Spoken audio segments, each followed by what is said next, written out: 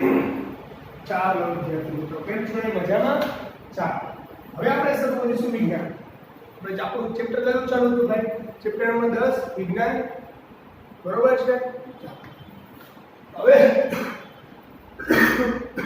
ચાલો વિજ્ઞાનની અંદર અત્યાર સુધી આપણે પાર્ટ 1 જોયો. પાર્ટ 1 ની અંદર શું જોયું? કે પરાવર્તન કઈ રીતે થાય, પરાવર્તનની ઘટનાઓ આપણે જોઈ, કામ પરાવર્તન થાય છે એ આપણે જોયું. બીજું આપણે જોયું મુખ્યત્વે અરીસાઓની ઘટના. કઈ ઘટના જોઈ? મુખ્યત્વે અરીસાઓની ઘટના. અરીસાનું સૂત્ર જોયું, મોટોની જોઈ કે એના ઉપરથી પ્રતિબિંબ મેળવતા શીખ્યા. આ બધું જ હવે આપણે કરવાનું છે લેન્સ માટે. આ બધું જ આપણે હવે કરવાનું છે લેન્સ માટે. પણ અરીસાની અંદર કઈ ઘટના થતી હતી? પરાવર્તનની. અને હવે આપણે જે ઘટના જોવાની છે એ ઘટના છે વક્રીભવનની. કઈ ઘટના છે? વક્રીભવનની ઘટના. કઈ ઘટના? વક્રીભવનની ઘટના. ચાલો હવે આપણે જોવાની છે એ ઘટના છે વક્રીભવનની ઘટના. તો પહેલા તો એટલે આપણને વક્રીભવનની ઘટના એટલે શું? વક્રીભવનની ઘટના એટલે શું? તો કે વક્રીભવનની ઘટના એટલે પ્રકાશનું કોઈ કિરણ, પ્રકાશનું કોઈ એક ત્રાંસુ કિરણ જ્યારે એક માધ્યમથી બીજા માધ્યમમાં જાય અથવા તો આવે ત્યારે લંબ તરફ વાંકા વળવાની ઘટનાને વક્રીભવનની ઘટના કહેવામાં આવે છે. વક્રીભવનની ઘટના કહેવામાં આવે છે. શું છે છોકરાઓ? પેલા શાંતિથી વાંચો, શાંતિથી સમજો. વક્રીભવનની ઘટના, પ્રકાશનું કોઈ એક ત્રાંસુ કિરણ જ્યારે એક માધ્યમમાંથી બીજા માધ્યમમાં જાય તે લંબ તરફ વાંકી વળવાની જે ઘટના છે એને વક્રીભવનની ઘટના કહેવામાં આવે છે. સાહેબ આ તો વ્યાખ્યા થઈ, સમજાતું કાંઈ નથી. કાંઈ વાંધો નહીં છોકરાઓ, હું આકૃતિ દોરીને હમણાં સમજાવું છું. પેલા વક્રીભવનની ઘટનાની આપણે શાંતિથી વ્યાખ્યા શાંતિથી સાંભળીએ. આ એની વ્યાખ્યા મેં લખેલી છે. પ્રકાશનું કોઈ એક ત્રાંસુ કિરણ જ્યારે એક માધ્યમમાંથી બીજા, પહેલા તો માધ્યમ એટલે શું? માધ્યમ એટલે કે વાતાવરણ. બધી જગ્યાએ જો અવકાશમાં જાય તો અવકાશમાં પણ વાતાવરણ અલગ હોય. અહીં આપણે પૃથ્વી ઉપર આવીએ તો પૃથ્વીનું વાતાવરણ પણ અલગ હોય. એવી રીતે પાણીમાં જાવ તો પાણીનું વાતાવરણ કેવું હોય? અલગ. એક કાચના બોક્સની અંદર જે હવાચુસ્ત બંધ છે એનું વાતાવરણ પણ કેવું હોય? સાવ અલગ. તો ઘણા બધા વાતાવરણના માધ્યમ હોય છે. એવી રીતે જ્યારે પ્રકાશનું કિરણ એક માધ્યમમાંથી બીજા માધ્યમમાં આવે તો હકીકતમાં જે જ્યાં હોય ત્યાંની રીતે ત્રાંસુ એવું આપણને જોવા મળે છે. તો આવી જે ઘટનાઓ થાય એને વક્રીભવનની ઘટના કહેવામાં આવે છે. વક્રીભવનની છોકરાઓ જે ઘટના થાય ને એની એક શરત હોય. શું કામ વક્રીભવનની ઘટના થાય? કોના કારણે થાય? કે જ્યારે કોઈ પ્રકાશનું કોઈ કિરણ એક માધ્યમમાંથી બીજા માધ્યમમાં આવે ત્યારે ગતિ કરતું હોય, એમ જાતું હોય તો ગતિ તો કરતું જ હોય, એટલે એક જગ્યાએથી બીજી જગ્યાએ જાતું જ હોય. એ ગતિમાં ફેરફાર આવે. એ ગતિમાં શું થાય? ફેરફાર આવે અને એના કારણે વક્રીભવનની ઘટના થાય. એના કારણે વક્રીભવનની ઘટના થાય. પેલા વક્રીભવનની ઘટના આકૃતિ દોરીને સમજાવી દો એટલે તમને કોઈને પ્રશ્ન અથવા તો મૂંઝવણ ન રહે.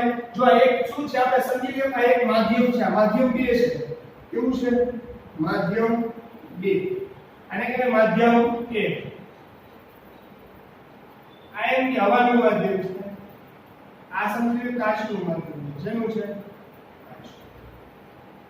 આ હવાનું માધ્યમ છે, આ કાચનું માધ્યમ છે. જ્યારે પ્રકાશનું કોઈ એક કિરણ આ એક માધ્યમમાંથી પસાર થઈ ગયું અને બીજા માધ્યમમાં આવે તો હકીકતમાં સીધે સીધું જવું જોઈએ. પણ જ્યારે પ્રકાશનું કોઈ કિરણ એક માધ્યમમાંથી ભટકાણું અને બીજા માધ્યમમાં આવે છે ત્યારે આ શું થઈ જાય છે? ત્રાંસુ વયું જાય છે. શું થઈ જાય છે? ત્રાંસુ વયું જાય છે. અને આ જે નોર્મલ એટલે કે જો સામાન્ય છે એની સાથે કંઈક ખૂણો બનાવે છે. એટલે કે આ અહીંયા ત્રાંસુ થવાની જે ઘટના છે હકીકતમાં આમ જવું જોઈએ પણ કેવું જાય છે? ત્રાંસુ. આ જે ઘટના છે, આ જે ત્રાંસુ કિરણ જાય છે એને કહેવાય વક્રીભવન. અને જે આ ઘટના પૂરી થાય છે આ ઘટનાને કહેવાય વક્રીભવનની ઘટના. એટલે કે પ્રકાશનું કોઈ એક કિરણ એક માધ્યમમાંથી બીજા માધ્યમમાં જાય અને જે પોતાની દિશા હોય એ દિશા બદલી નાખે, એ દિશા પોતાની બદલી નાખે, એ ઘટનાને આપણે વક્રીભવનની ઘટના તરીકે ઓળખીશું. વક્રીભવનની ઘટના શું કામ એને થાય કે જ્યારે વક્રીભવનની ઘટનામાં જે પ્રકાશનું કિરણ આવતું હોય તે એક માધ્યમમાં હોય ત્યારે એની અલગ સ્પીડ હોય. આપણા બે માધ્યમમાં આવે તો એ પ્રકાશના કિરણની સ્પીડ કેવી થઈ જાય? અલગ થઈ જાય. આ સ્પીડમાં જે વધારો ઘટાડો થાય છે એના કારણે વક્રીભવનની ઘટના જોવા મળે છે. આપણું થિયરી બેસિક કન્સેપ્ટ છે, સમજવો ખૂબ જ અગત્યનો છે. આના ઉપરથી જ પછી આપણને આગળનો ટોપિક સમજાય નહીં તો સમજાય નહીં. એટલે વક્રીભવનની ઘટના એક માર્કમાં વક્રીભવનની વ્યાખ્યા પૂછાય છે, એક માર્કમાં વક્રીભવનની વ્યાખ્યા પૂછાય છે. તો બાકી કરી લેવી. વક્રીભવન શું કામ થાય? કારણ કે પ્રકાશના કિરણની ઝડપ એક માધ્યમમાં અલગ હોય, બીજા માધ્યમમાં પ્રકાશની આવે તો પણ એની માધ્યમની સ્પીડ કેવી થઈ જાય છે? અલગ થઈ જાય છે. એટલા માટે શું થઈ જાય છે? અલગ. રેડી છે છોકરાઓ? રેડી છે? એટલા માટે વક્રીભવનની ઘટના જોવા મળે છે. ચાલો હવે આપણે આગળ જઈએ. ચાલો સમજણ પડી ગઈ છોકરાઓ તમને? રેડી છે? પણ વક્રીભવનની ઘટના ક્યાં ક્યાં જોવા મળે છે? વક્રીભવનની ઘટના આપણા રોજિંદા જીવનમાં ક્યાં ક્યાં જોવા મળે છે? રોજિંદા જીવનની વક્રીભવનની ઘટનાના ઉદાહરણો. વક્રીભવનની ઘટના આપણે રોજિંદા જીવનમાં ક્યાં ક્યાં જોવા મળે છે? તો ઉદાહરણ તમને આપું કે તમે અહીંયા કોઈ આ સ્વિમિંગ પૂલ છે, આ શું છે? સ્વિમિંગ પૂલ છે. ચાલો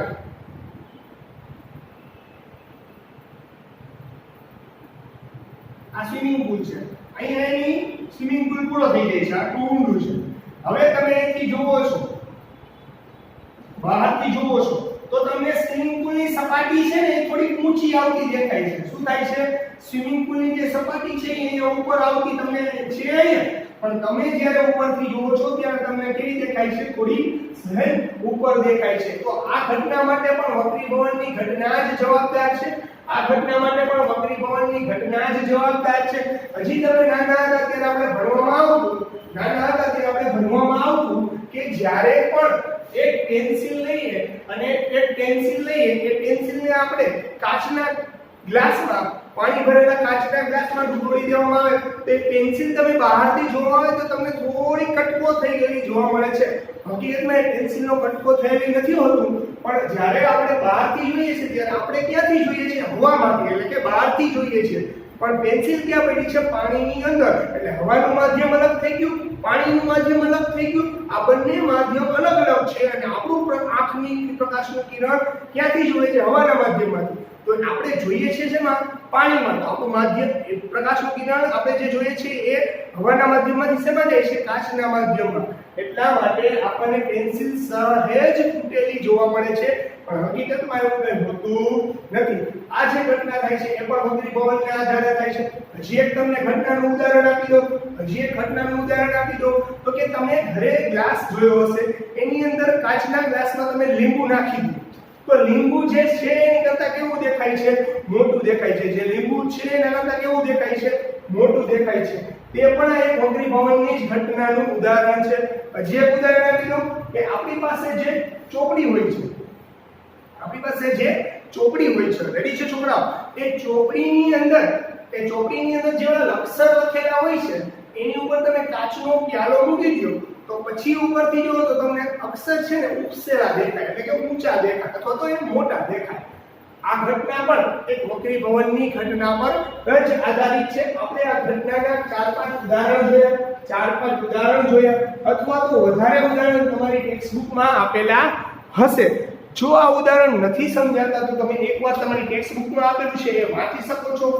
રેડી છે? વાંચી શકો છો. વાંચવું ફરજિયાત છે. વાંચશો તો જ બાળકો આવડશે, નકર આવડશે નહીં. અને આ લોકડાઉન છે, લોકડાઉનમાં વાંચવું ફરજિયાત છે, નકર આપણે બાસ્કી બંધ થઈ જાય. આપણે આવતી વખતે 10મા ધોરણની સારા માર્ક્સ એક્ઝામ પાસ કરવાની છે, બરોબર છે? તો વક્રીભવનની ઘટના જે એક સારું ઉદાહરણ આપો વક્રીભવનનું, તો વક્રીભવનનું ઉદાહરણ આપો કે રાતે આપણે જે આકાશમાં તારા દેખાય છે, રાતે જ્યારે આપણને આકાશમાં તારા દેખાય છે એ જ્યાં હોય ને એની કરતા આપણને થોડા આઘા દેખાય. જ્યાં હોય ને એની કરતા આપણને થોડા આઘા દેખાય. કેવા દેખાય? આઘા. આ વક્રીભવનની ઘટનાના કારણે જ હું તમને એક વસ્તુ કહી દઉં, સિક્રેટ તમારે કોઈ કહેવાની નહીં. કયો તો વાંધો નહીં. ચાલો આપણે એક ઘટના આપણા આખા દિવસમાં કેટલી કલાક હોય? આપણા આખા દિવસમાં કેટલી કલાક હોય? બધા એમ કે 24 કલાક. હું એમ કહું 24 કલાક પૂરી હોતી નથી. 23 કલાક અને 56 મિનિટ હોય છે. શું કામ હોય છે 23 કલાક અને 56 મિનિટ? કારણ કે સૂર્ય હોય ને, સૂર્ય છોકરાઓ એ આપણને 4 મિનિટ વહેલો ઉગતો અને 4 મિનિટ વહેલો આથમતો જોવા મળે છે. એટલે આપણા આખી 24 કલાકની અંદર 4 મિનિટ એટલે 2 મિનિટ સવારે અને 2 મિનિટ સાંજે, એટલે કે 2 મિનિટ વહેલો ઉગતો જણાય છે અને 2 મિનિટ વહેલો આથમતો જણાય છે. એટલા માટે આપણે આ ઘટના છે એ ટોટલ 4 મિનિટનો ફેરફાર આવે છે. એટલે એક દિવસમાં ટોટલ કલાક ફિક્સ પૂછે તો એમ કહી દેવાનું 23 કલાક અને 56 મિનિટ થાય, 4 મિનિટનો તફાવત આવે છે. એ કઈ ઘટનાના કારણે આવે છે? વક્રી ભવનની ઘટનાને કારણે. આ ઘટનાનો ડિટેલમાં અભ્યાસ આપણે આના પછીના ચેપ્ટરમાં કરીશું, પણ આ તો વક્રી ભવનની ઘટના આવતી હતી એટલા માટે મેં તમને ખાલી જાણકારી માટે કહી દીધું. રેડી છે? આ તો ખાલી જસ્ટ જાણકારી માટે હતું. પાછળ આગળના ઉદાહરણો અગત્યના હતા. આ આપણે પાછું ભણવાનું છે આના પછીના ચેપ્ટરમાં. રેડી છે? ચાલો તો હવે આપણે જોઈએ શું. ચાલો સમજાઈ ગયું છોકરાઓ? સમજાઈ ગયું? આવડી ગયું? ઉતરી ગયું મગજમાં? ચાલો હવે આપણે જોઈએ છે લંઘન વડે, કાચના લંઘન વડે થતા પ્રકાશનું થતું સ્થાનાંતર. કાચના લંઘન વડે પ્રકાશનું થતું સ્થાનાંતર. કાચના લંઘન વડે થતું પ્રકાશનું સ્થાનાંતર. ચાલો કાચના લંઘન વડે થતું પ્રકાશનું સ્થાનાંતર કઈ રીતે જોઈ લઈએ આપણે. ચાલો આ કોઈ કાચનો લંઘન છે. આ કાચનું માધ્યમ, આ પ્રકાશનું માધ્યમ. રેડી? કાચના માધ્યમ, પ્રકાશના માધ્યમને હવાનું માધ્યમ તરીકે હવાનું માધ્યમ કહીએ. રેડી? આ હવાનું માધ્યમ છે અને માધ્યમ 1 કહેવાય અને માધ્યમ એટલે કે મીડિયમ 2 ઇંગ્લિશમાં મીડિયમ બોલે છે માધ્યમને. રેડી છે? ચાલો જ્યારે કોઈ પ્રકાશનું કોઈ કિરણ આ એક માધ્યમમાંથી બીજા માધ્યમમાં આવે છે, આને આપણે કઈ સામાન્ય છે. સામાન્ય કિરણ આવી રીતે વર્તે ને, સીધું જતું હોય તો સીધું જ જાય. રેડી? આ સામાન્ય. હકીકતમાં શું થાય છોકરાઓ? હકીકતમાં કિરણ આમ ત્રાસું જવું જોઈએ ને, આવી રીતે જવું જોઈએ. પણ આ પ્રકાશનું થોડું વક્રીભવન થઈને આ કિરણ કેવું થઈ જાય છે? ત્રાસું થઈ જાય છે. કેવું થઈ જાય છે? આ દિશામાં આવવું જોઈએ, પોતાની દિશામાં નાખે છે. એ બીજું નાખે છે, સીધું જવું જોઈએ રિયાલિટીમાં. અને આ શું કરે છે? પોતાની દિશા એ કરે છે, બદલી નાખે છે. શું કરી નાખે છે? બદલી નાખે છે. તો આ દિશા જે બદલી નાખે છે, એને કઈ ઘટના કહેવાય? વક્રીભવનની. તો અહીંયા શું હોય? એક ખૂણો હોય, એ પણ શું હોય? નોર્મલ હોય. રેડી? ધ્યાન આપજો. તમે અહીંયા ધ્યાન આપજો. જો શું થતું હતું? પ્રકાશનું કોઈ કિરણ એટલે આ કિરણ અહીંથી ફેંકવામાં આવે છે, તો આ કિરણને કહેવામાં આવે છે આપાત કિરણ. કેવું કિરણ કહેવામાં આવે છે? આપાત કિરણ. જેને ઇંગ્લિશમાં ઇન્સિડેન્ટ રે બોલાય છે.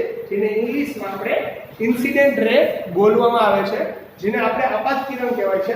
આપાત કિરણ આ જે સામાન્ય કિરણ સાથે જે ખૂણો બનાવે છે એને આપણે બોલાય theta I1. Theta I1. I એટલે ઇન્સિડેન્ટ રે. ઇન્સિડેન્ટ એટલે આપાત કિરણ. આ જે ખૂણો બનાવે છે એને આપાત કોણ. આ ખૂણો બનાવે છે એને કયો કોણ થાય? આપાત કોણ. રેડી છે? સમજાય છે? કમ્પ્લીટ? હવે કોની સાથે ખૂણો બનાવશે? આની સાથે. કોની સાથે ખૂણો બનાવશે? આની સાથે. અહીંયા જે ખૂણો બનાવે છે, અહીંયા પણ એક ખૂણો બનાવશે, પણ આ આપાત કિરણનું શું થઈ ગયું? વક્રીભવન થયું ને. આપાત કિરણનું શું થઈ ગયું? વક્રીભવન. કારણ કે લંબથી હકીકતમાં આમ જવું જોઈએ, પણ આમ થોડું માથું વળી ગયું એટલે એને કહેવાય વક્રીભવન થયું. આ કિરણને વક્રીભૂત કિરણ કહેવાય. આ જે કિરણ છે એને વક્રીભૂત કિરણ કહેવાય. કેવું કહેવાય? વક્રીભૂત કિરણ.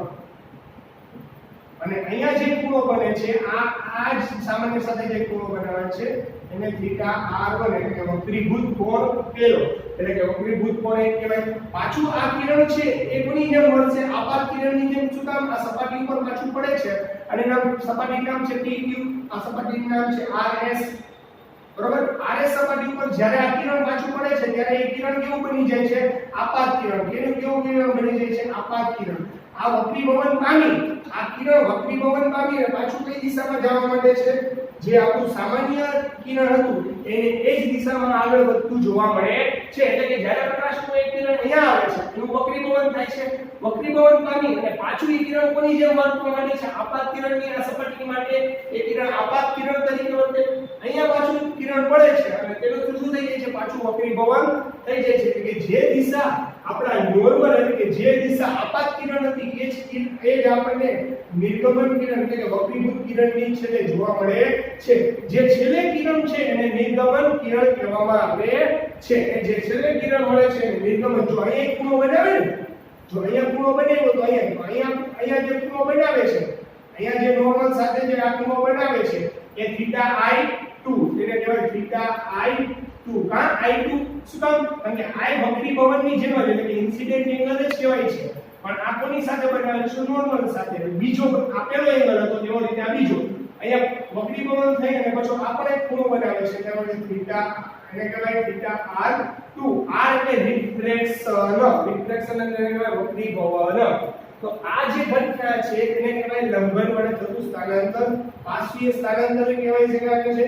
અને આ જે આ બે વચ્ચેનું જે અંતર છે, આ બે જે વચ્ચેનું જે અંતર એને s કહેવાય છે. એટલે આપણે કહીએ છીએ પાર્શ્વીય સ્થાનાંતર. એને આપણે કહીએ છીએ પાર્શ્વીય સ્થાનાંતર. આ ઘટનાને આપણે કઈ ઘટના કહેવાય છે? પાર્શ્વીય સ્થાનાંતરની ઘટના તરીકે ઓળખી શકાય છે. રેડી છે? કાઈ નો સમજાતું હોય, ન ખબર પડતી હોય અથવા ન આવડતું હોય તો તમે આરામથી આની અંદર જોઈ શકો છો. ન ખબર પડે તો પણ આરામથી પૂછી શકો છો. રેડી છે? જોઈ લ્યો. આરામથી ન સમજાય તો ઘટના ગયો. આમાં θi θr કોને કહેવાય? વક્રીભૂત કિરણ કોને કહેવાય? આ જે ઘટના છે આ બેનું જે અંતર છે એને પાર્શ્વીય સ્થાનાંતર કહી શકાય છે. તો આ ઘટના માટે જવાબદાર કોણ છે? આ ઘટના માટે જવાબદાર કોણ છે? તો મેઈન કોણ જવાબદાર હોય છે? પહેલો તો આ કાચ. આ કાચ છે એ વક્રીભવન કેટલા અંશે કરવા માંગે છે એટલે તો એની કેપેસિટી કેટલી છે? આ કાચની વક્રીભવન કરવાની મેક્સિમમ કેપેસિટી કેટલી છે એના ઉપર આધાર રાખે છે. આ કાચ કેટલો જાડો છે, કેટલો પાતળો છે એના ઉપર પણ આધાર રાખે. જેટલો કાચ જાડો હશે, જેટલો કાચ આમ જાડો હશે એટલું અંતર આ વધારે હશે, એટલું અંતર આ બેનું વધારે હશે. આ બે જે અંતર છે પાર્શ્વીય સ્થાનાંતરનું જે અંતર છે એટલું વધારે હશે. જેટલો કાચ પાતળો હશે એટલું આ અંતર કેવું હશે? ઓછું. એટલું આ અંતર કેવું હશે? ઓછું. રેડી છે? સમજાય છે? આને આપણે ગણિત પરાવર્તનની ઘટના. આજે આખો કન્સેપ્ટ આપણો થિયરી ઉપર છે. આખો કન્સેપ્ટ આપણો થિયરી ઉપર છે એટલે ધ્યાન રાખવું. રેડી? કાઈ નો સમજાય, નો ખબર પડતી હોય તો કહી દેવું. રેડી છોકરા? ચાલ હવે આપણે જોઈએ છે લો ઓફ રિફ્લેક્શન એટલે કે રિફ્લેક્શનના નિયમો. એટલે કે આપણે શું કહીએ છીએ? વક્રીભવનના નિયમ. વક્રીભવનનો નિયમ શું છે કે પ્રકાશનું જે કોઈ કિરણ, જે આપાત કિરણ છે, વક્રીભવનનો નિયમ શું છે?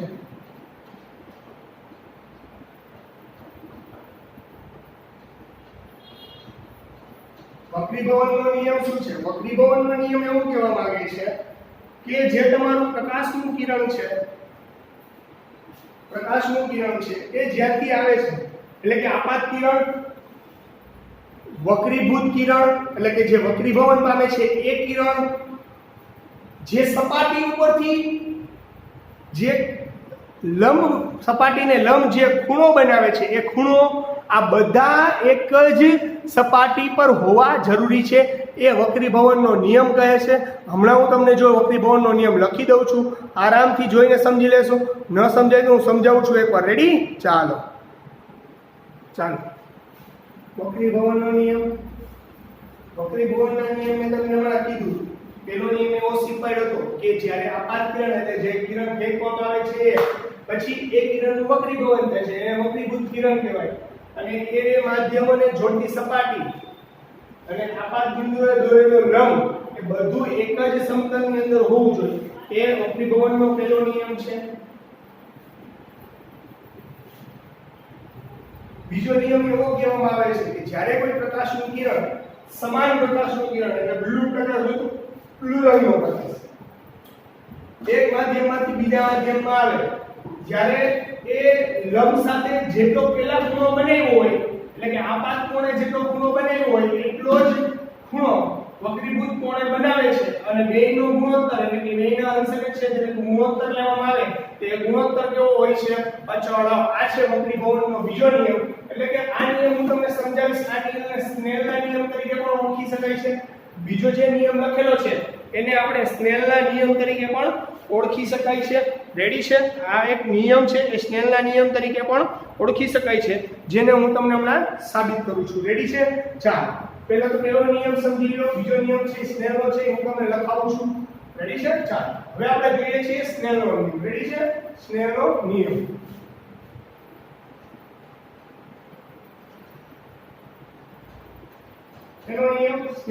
સ્નેલનો નિયમ શું કહે છે? સ્નેલનો નિયમ એમ કહે છે કે જો આ કોઈ સપાટી છે, જ્યારે કોઈ પ્રકાશ સેમ સરખા પ્રકાશનું કોઈ રંગ, આ કોઈ લંબ છે, જ્યારે પ્રકાશનું કોઈ કિરણ એક આ બાજુ આવે છે એટલે કે આને કહેવાય આપાત કિરણ. આ કેવું કિરણ છે? આપાત કિરણ. ઇન્સિડન્ટ થાય છે એટલે કે આપાત થાય છે. આ પછી શું થઈ જાય છે એનું? હકીકતમાં આ દિશામાં જવું જોઈએ પણ અહીંયા શું થઈ જાય છે? પરાવર્તન. એટલે અહીંયા જેટલો ખૂણો બનાવે અને આ ખૂણો હોય, આ જો બ્લુ પ્રકાશનું કિરણ હોય અને અહીંયાથી પણ પ્રકાશનું કિરણ બ્લુ જ હોય તો આ બે પ્રકાશના કિરણનો રંગ સમાન હોય તો અહીંયા જે ખૂણો બનાવે છે અને અહીંયા જે ખૂણો બનાવે છે આ બે ખૂણાનો ગુણોત્તર હંમેશા અચળ હોય છે. એવું કોણ કહેવા માંગે છે? સ્નેલનો નિયમ. એટલે કે આપાત કોણ, જે આપાત કિરણ છે એ ખૂણો આપાત કોણ બનાવે અને વક્રીભવન કિરણ છે એ વક્રીભૂત કોણ બનાવે. આ બે જે કિરણ જે ખૂણા બનાવે છે એ બે ખૂણાનો ગુણોત્તર એ હંમેશા માટે કેવો રહે છે? અચળ રહે છે. એ હંમેશા માટે કેવો રહે છે? અચળ રહે છે. ઉતરી ગયું છે મગજમાં? આને આપણે સ્નેલના નિયમ તરીકે ઓળખી શકીએ છીએ. તો એને આ રીતે પણ લખી શકાય: sin i છેદમાં sin r sin r બરાબર n/1. n/1 એટલે કે આ અચળ છે. કેવું છે? અચળ. કેવું છે? અચળ. જેનું મૂલ્ય કઈ ફરે નહીં, એનું હંમેશા મૂલ્ય એટલે કે અહીંયા જેટલો ખૂણો બનાવે એટલો જ મૂલ્યનો ખૂણો અહીંયા બનાવે. એને આપણે શું કહી શકાય? અચળ. જેટલો અહીંયા ખૂણો એટલે કે અહીંથી જેમ આ જગ્યા વધી જાય, આ ખૂણો નાશો થઈ જાય, આ ખૂણાનું મૂલ્ય કેવું થઈ જાય? વધી જાય. તો અહીંયા આ ખૂણાનું મૂલ્ય કેવું થઈ જાય? અહીંથી આ ખૂણાનું મૂલ્ય કેવું થઈ જાય? વધી જાય. એટલે અહીંયા જેટલો ફેરફાર આવે એટલો જ ફેરફાર આવે. એટલે બંનેનું મૂલ્ય કેવું રહે? અચળ. જેને આપણે n/1 તરીકે ઓળખી શકાય અથવા લખી શકાય છે. રેડી છે? આવડે છે? જો આને કહેવાય સ્નેલનો નિયમ. હમણાં હું તમને એક PDF માં મોકલીશ, એમાં સ્નેલનો નિયમ ને બધા નિયમ લખેલા છે. જો કાંઈ ન આવડે તો કેવા વિનંતી. રેડી છે? ચાલો, ગુડ બાય. અને એકવાર જોઈ લેજો, આપણો થિયરી બેઝિક કન્સેપ્ટ છે. કાલથી આપણે લેન્સ ઉપર જઈશું અને લેન્સની વિશે આગળ ચર્ચા કરીશું. ચાલો, અત્યારે આટલું જોઈ લો. કાંઈ ન સમજાય તો ન કહે તો ખબર પડે તો એકવાર બુકમાં જોઈ લેવું અથવા તો મને પર્સનલમાં અથવા તો મેસેજ અથવા તો કોલ કરીને કહી શકો છો આ ટોપિક નથી સમજાણો તો હું રિપીટ સમજાવવાની કોશિશ કરીશ. રેડી છે? ચાલો, good bye and take care. અને ભણવામાં ધ્યાન આપજો. રેડી? ચાલો, ગુડ બાય.